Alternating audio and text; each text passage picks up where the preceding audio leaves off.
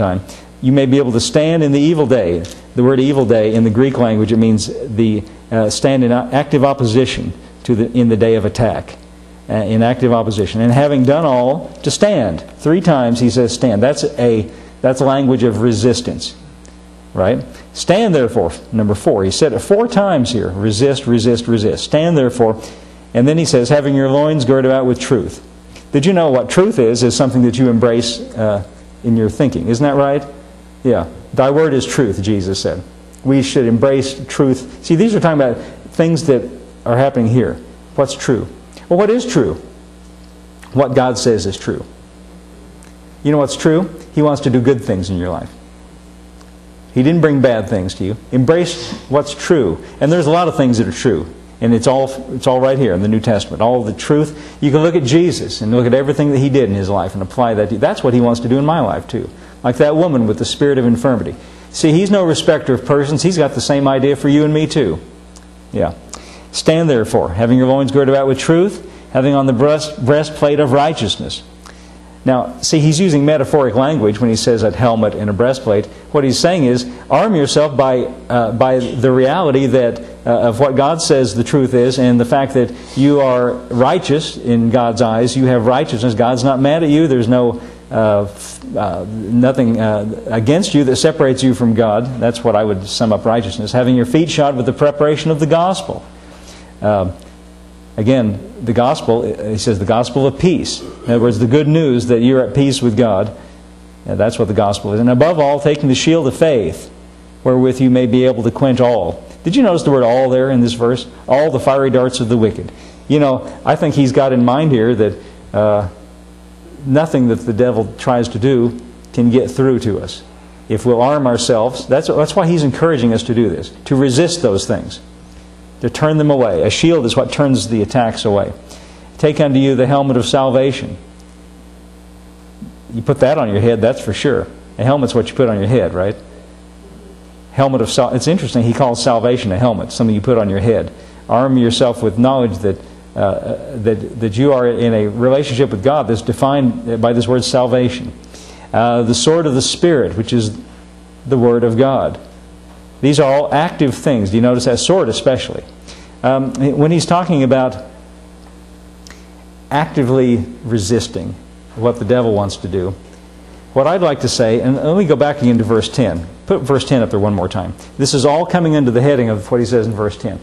Be strong in the Lord and the power of His might. Now, the best way I've ever found to be able to illustrate for you how this works is in a story in the Old Testament in 2 Chronicles in chapter 20. And I'm going to use that account to make an analogy to ourselves. I think it's good, and I like the way there's some really important things we can observe here. In 2 Chronicles chapter 20, you see, God's got the power, He's got the might, and He says in this passage we're going to read, the battle is not even yours, but it's the Lord's. But we do have an important part to play. That's what I want to emphasize this morning. We cannot afford to be passive, but what is our part? Well, we could say it's to believe. That's true. But in a more practical way, in terms of resisting what the devil wants to do and resisting the bad things, how does it work? Since God's got all the might and He wants to fight the battle, let's just read this, and I think we can make a good application here. 2 Chronicles. It's so nice to... I was going to say, it's so nice to have the guys looking it up on the screen. He's still got Ephesians. Can you find Chronicles in the Old Testament? Yeah, I got it. Oh, good. You're just waiting for me, aren't you? Okay.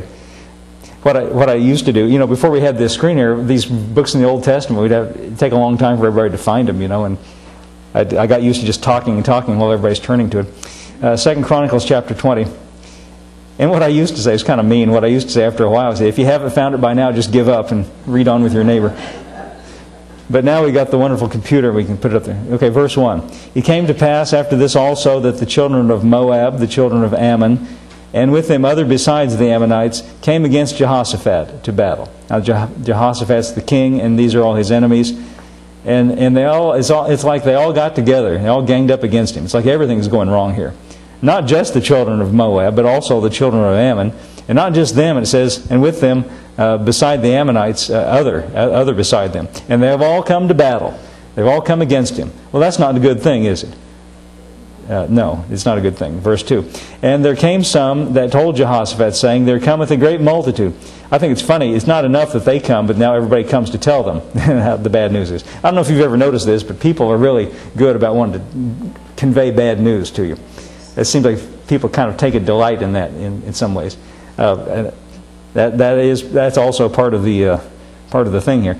And there came some that told Jehoshaphat, saying, there comes a great multitude against thee from beyond the sea, in this side of Syria. And behold, they be in, well, you can read that. I'm not going to try to pronounce it. Something. And, right. Which is in En-gedi. I can read that. Verse 3. And Jehoshaphat feared. Now that's a natural response. I mean, that is a natural human response. Sometimes when things happen and we're dealing with things, that just hits us, But see, this is what we do. Rather than just stay in that position, let's see how to recover from that. And he set himself to seek the Lord. That's a good thing. And he proclaimed a fast throughout all Judah. And Judah gathered themselves together to ask help of the Lord. They're looking in the right direction, aren't they? Even out of all the cities of Judah, they came to seek the Lord. And Jehoshaphat stood in the congregation of Judah and Jerusalem in the house of the Lord before the new court. And he said, O Lord God, this is his prayer, of our fathers, art thou not God in heaven? And rulest not thou over all the kingdoms of the heathen? In other words, aren't you bigger than them? And in thine hand is not their power and might, so that none is able to withstand thee? Now, do you think he's telling God something that God didn't already know? No. Did you know that this prayer of his is probably more for his benefit? In his prayer, he's reminding himself. Do you know what he's doing in this prayer? He's being strong in the Lord and in the power of his might. How is he doing it? In this prayer, he's reminding himself how powerful and how strong and how all overcoming this God in whom he trusts really is. Does that make sense? He is arming himself with knowledge in his prayer. He's reminding himself, and he's also putting it in the form of a prayer. He's thanking God, in other words, for these truths. Did you know this is truth here that he's saying? It's as though he's putting on the armor of God here. He's arming himself with truth that we talked about. This is true. This would be a good thing for us to do too, wouldn't it? Don't you have all the power, God? And isn't all might, and nothing's able to withstand you? See, it's not that he doesn't know that, but we need to be reminded of that. And it's okay to remind ourselves of that. Verse 7. And art not thou our God, and that's personal there, who didst drive out the inhabitants of this land before thy people Israel, and gavest it to the seed of Abraham, thy friend forever? And they dwelt therein, and have built thee a sanctuary therein for thy name, saying, if, when evil come upon us, as the sword, or judgment, or pestilence, or famine, we stand before this house and in thy presence, for thy name is in this house, and we cry unto thee in our affliction. Thou wilt hear and help. These are some good thoughts, aren't they? Yeah. He's telling the truth here. We cry unto you, and you will hear and help.